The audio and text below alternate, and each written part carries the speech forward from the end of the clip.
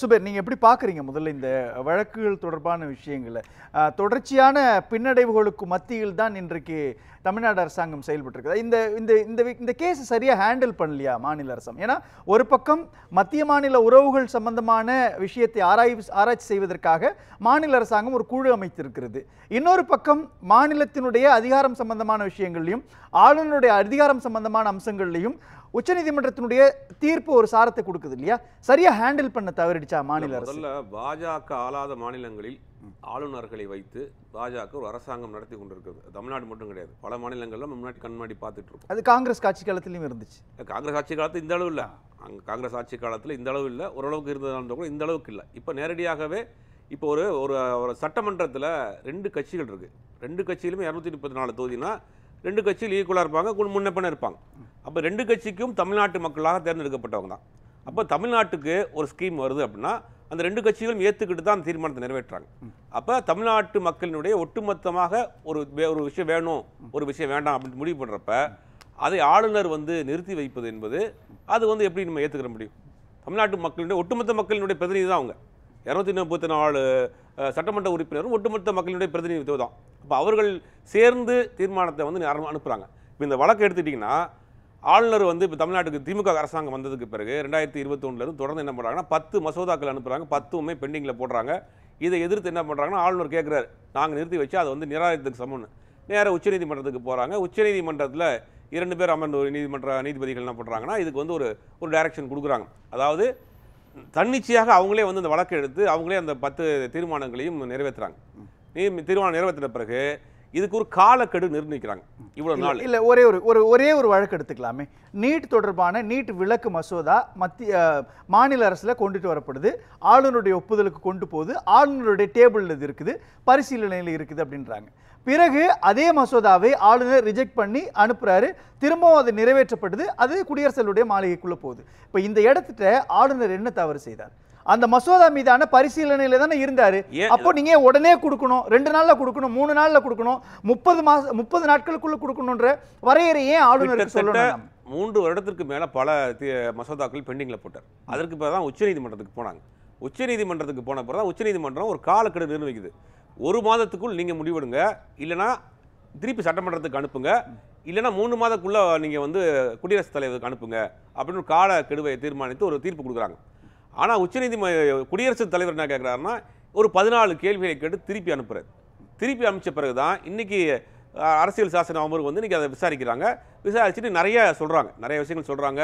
ஒரு மாநிலத்தில் 2 அரசாங்கம் இருக்கக்கூடாது, மக்களால் தேர்ந்தெடுக்கப்பட்ட ஒரு அரசாங்கமும் அதை கண்காணிக்கக்கூடிய ஒருத்தர் இருக்கக்கூடாது, அதுக்குள் மோதல் வரக்கூடாது அப்படிங்கிற மாதிரி நிறைய விஷயங்கள் சொல்லிட்டு அந்த காலக்கெடுங்கிற அந்த ஸ்லாபை தூக்கிறாங்க. இப்போ அதான் சிக்கல். இப்போ எப்போ முடிவெடுப்பாங்க? இப்போ பாஜக ஆளாத மாநிலத்தில் ஒரு கவர்னரை போட்டுறாங்க. இல்ல, அங்க நீதிமன்றம் என்ன செய்யும்? நீதிமன்றம் குடியரசுத் தலைவருக்கு கால நிர்ணயம் செய்ய முடியுமா? அதுதான் அங்க क्वेश्चनेबल ஒரு விஷயமா மாறுது. 2 சிக்கல் இருக்கு. என்ன சொல்றாங்க அப்படின்னா இது அந்த 2 நபர் கொடுத்த அந்த தீர்ப்புக்கு பாதிக்காது அப்படின்னு ஒரு வாதம் சொல்றாங்க.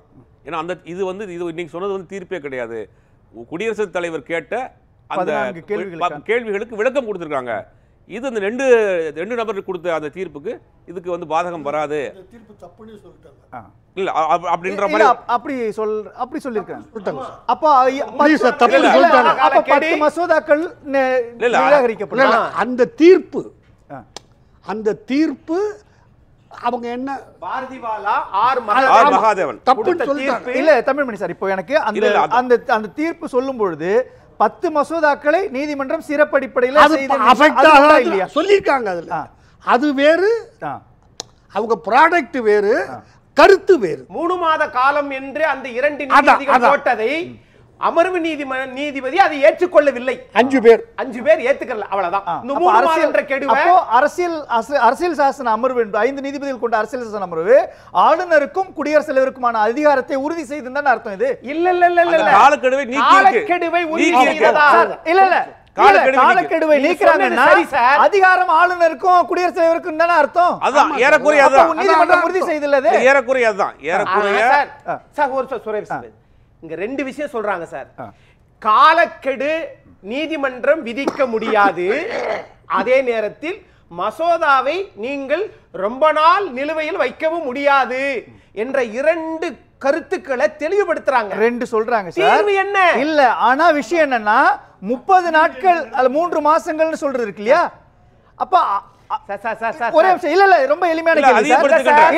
இல்ல அந்த இடத்துல குடியரசுத் தலைவரையோ ஆளுநரையோ ஒரு கால எல்லைக்குள் எங்களால அடக்க முடியாதுன்னு நீதிமன்றம் ஒப்புதல் வாக்குமூலம் அளிச்சிருக்குன்னு அர்த்தம். சார் அப்படியே சுத்தி விட்டுற வேண்டாம் சார், ஒரே வார்த்தையில சொல்லிடுறேன் சார். 2 நீதிபதிகள் கொடுத்த தீர்ப்பு காலக்கெடு 3 மாதம்னு சொன்னாங்க. ஆனால் அதை 5 நீதிபதிகள் 3 மாதம் என்பதை நாங்கள் ஏற்றுக்கொள்ள மாட்டோம், அவர்கள் எவ்வளவு காலம் என்பதை நாங்கள் சொல்லவும் மாட்டோம். இந்த வழக்கு போட்டதே இந்த வழக்கு போடுறதே தாமதப்படுத்துறாங்கன்றத வழக்கே. கரெக்டா சார்? தாமதப்படுத்துறாங்கன்றத வழக்கு. இப்ப எவ்வளவு நாளுங்கிறது அவங்களே முடிவு பண்ணிக்கலாம். இப்ப அதான் சிக்கல். இப்ப தாமதப்படுத்துறாங்க, 2 வருஷம் ஆகுது ஒரு மசோதா அனுப்புனா, அது பெண்டிங்ல போடப்பட்டிருக்கு. 2 வருஷமா அனுப்ப மசோதாக்கள் எல்லாமே கல்வி சம்பந்தப்பட்ட ஒரு மசோதா, முக்கியமான ஒரு மசோதா. இது எதிர்காலத்துல ஒரு பெரிய டேஞ்சர் ஜோன் தமிழ்நாட்டுக்கு மட்டும் கிடையாது, எதிர்காலத்துல ஒரு டேஞ்சர் ஜோன் உருவாக்கும். தமிழ்நாட்டுக்கு மட்டும் கிடையாது. போன மசோதா என்பது கிடப்புல தான் இருக்கும். கிடப்புல தான் இருக்கும். அவர்கள் ஆளுகிற மாநிலமாக இருந்தால் அந்த மசோதாக்கள் ஆளுநர் ஏத்துக்குவாரு. அவர் விருப்பப்பட்டா ஏத்துக்கலாம், விருப்பப்படலாம் அவர் கிடப்புல போட்டுடலாம். கால நிர்ணயம் இல்லை. அதான் சிக்கல். இப்ப தமிழ்நாட்டுக்கு மட்டும் வரக்கூடிய ஆபத்து கிடையாது. இது ஒட்டுமொத்த இந்தியாவில் இருக்கக்கூடிய திமுக அந்த இடத்துல சரியா திமுக வழக்கு நீதிமன்றத்துக்கு போயிருக்காங்க, வழக்கு போட்டிருக்காங்க, நீதி அட்வொகேட்ஸ் வச்சு வாதாடி இருக்காங்க. அரசாங்கம் தான் சொல்றேன் நான். தமிழ்நாடு அரசாங்கம் ஏற்கனவே நமக்கு வந்து நிறைய கமிட்டி அமைக்கப்பட்டிருக்கு இல்லையா? ராஜமன்னார் கமிட்டில இருந்து சர்க்கார் கமிட்டி வேற, நீதிமன்றத்தினுடைய. அப்ப 3 மாதம் கொடுத்தாங்களே, அன்னைக்கு திமுக நல்ல வைக்கல வச்சிருந்துச்சா? ஏத்துக்கிறீங்களா? இல்ல நீதிமன்ற புரியல சார். அப்ப வலுவா வாதாடி இருக்கணும்ல. மாநில சுயாட்சி சம்பந்தமான விஷயங்கள்ல உறுதியாக இருக்கக்கூடிய ஆழ்ந்த பரிச்சயம் இருக்கக்கூடிய தமிழ்நாடு அரசாங்கம், திமுக அரசாங்கம் இத சரியா ஹேண்டில் பண்ணிருக்கணும்ல. ஹேண்டில் பண்ண தவறிட்டாங்க. சொல்லிறேன். இன்னைக்கு இந்தியாவில் தலை சிறந்த வக்கீல்களை வழக்கறிஞர்களை வச்சு அந்த வழக்கு வாதாடுறாங்க. இப்ப அரசியல் சாசன அமர்வு கொடுக்குற ஒரு தீர்ப்புக்கு அடுத்து நீங்க எங்க போவீங்க? அதுக்கு என்ன செய்ய முடியும்? ஒரு மாநில அரசினுடைய அதிகாரத்துக்கு உட்பட்டு ஒரு உயர்ந்த வழக்கறிஞர்களை வைத்து வாதிடுறாங்க. அப்ப 5 நபர் கொடுக்கக்கூடிய அந்த ஒரு தீர்மானத்திற்கு பிறகு அடுத்து அவங்க எங்க போக முடியும்? யாருக்கு அதிகாரம் இருக்கு, யாருக்கு சுப்பீரியர் பவர் இருக்கு? இப்பதான சிக்கல். இப்ப அந்த சிக்கல் தான் இருக்கு. இப்ப என்ன மிகப்பெரிய ஒரு ஆபத்து. இதை நான் எப்படி புரிஞ்சுக்கவா? அந்தந்த அதிகார மட்டங்கள் அதனுடைய எல்லையில நின்னுட்டு இருக்காங்க. கரெக்டா? குடியரசுத் தலைவர் அவருடைய அதிகாரத்துல நிக்கிறாரு, நாடாளுமன்றம் அதனுடைய அதிகாரத்துக்குள்ள நிக்குது, சட்டமன்றம் அதனுடைய அதிகாரம், உயர்நீதிமன்றம் உச்சநீதிமன்றம் அதனுடைய வரம்பு. தீர்வுக்காக இந்த அதிகார மையங்கள் போராடல. இல்ல, சட்டமன்றம் அதுக்கான அதிகாரத்தை இப்ப வந்து இழந்துகிட்டு இருக்கோம் கொஞ்சம் கொஞ்சமா இந்தியா முழுவதும். இப்போ நம்மளுடைய ஒவ்வொரு மாநிலத்திற்கும் அந்த மாநிலத்திற்கு தேவையான ஒரு திட்டங்களை கொண்டு வருகிற பொழுது இதே போல் அது பாஜக ஆளாத மாநிலங்கள் இருக்கக்கூடிய ஆளுநர்கள் உட்கார்ந்துக்கிட்டு தடப்படக்கூடிய வேலை தான் செய்யறாங்க. இன்னைக்கு நிக்க வச்சிருக்கக்கூடிய மசோதாக்கள் எத்தனை மசோதாக்கள்? சித்த மருத்துவ பல்கலைக்கழகத்துக்கான ஒரு மசோதா, தமிழ்நாட்டின் பாரம்பரிய மருத்துவ முறை சித்த மருத்துவம், அதற்காக ஒரு பல்கலைக்கழகம் கொண்டு வராங்க.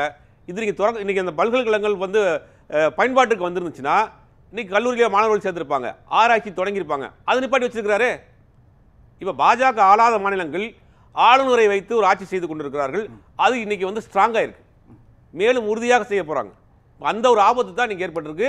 இது தமிழ்நாட்டுக்கு மட்டும் நடக்கக்கூடிய ஆபத்து இல்ல, பாஜக ஆளாத எல்லா மாநிலங்களுக்குமே இது ஒரு பெரிய ஆபத்து.